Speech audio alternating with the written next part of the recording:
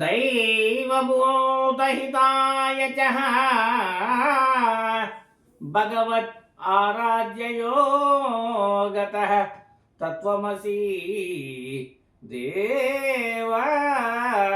ఈరోజు నాకు అధికారం ఉంది అని వాడు విర్రవీగి ఎటువంటి పనులంటే అటువంటి పనులు చేస్తే వాడు వాని కుటుంబం అధోగతి పాలైపోతుంది. కాబట్టి అధికారం ఉన్న అధికారి తన వద్దకు వచ్చినటువంటి వారిని వాళ్ళ యొక్క కష్టాలను చూసి వాళ్ళ యొక్క కష్టాలు తీర్చగలగాలి. అలా తీర్చగలిగినప్పుడు ఆ అధికారి యొక్క గుణగణాలను దైవం పరిగణలోనికి తీసుకుంటుంది.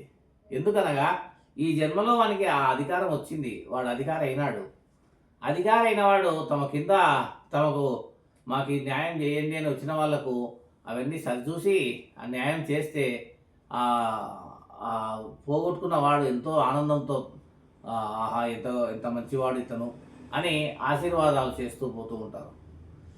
అందుకోసమే చెబుతూ ఉంటారు, జ్ఞానం లభతే యోగ.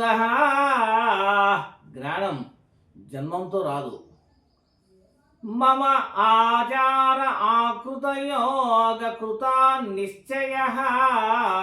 మమ ఆచార, ఈరోజు మనం చేసే ఆచారం అంటే ఆచారాలు అంటే బ్రాహ్మణులు అయితే ప్రాతకాలంలో లేచి దేవుళ్ళను చేసుకోవడం, ఈ విధంగా పురాతన కాలంలో నిర్ణయించబడినది. వేరే కులాల వాళ్ళైతే వారి యొక్క పద్ధతులు వాళ్ళు. ఈ విధంగా ఆచార మమాచారాలను మొట్టమొదట చెప్పినవాడు యాజ్ఞవల్కుడు. ఇదే నేను చెప్పే ఆన్సర్. చాలామంది నేను అడిగినటువంటి క్వశ్చన్కి ఆన్సర్ ఇదే.